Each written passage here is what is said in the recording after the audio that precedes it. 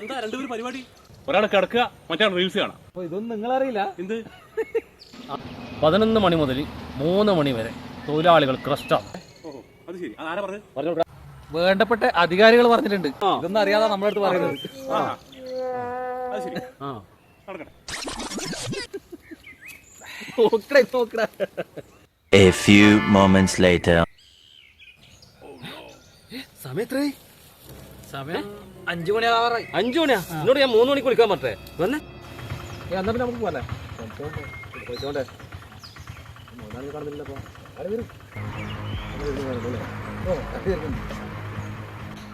എന്തൊക്കെയാ പണികൾ കഴിഞ്ഞ? അപ്പൊ കൂലി വേണം.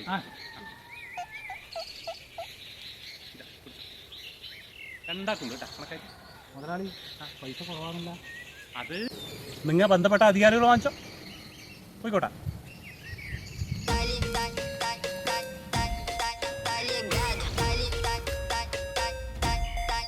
തേങ്ങ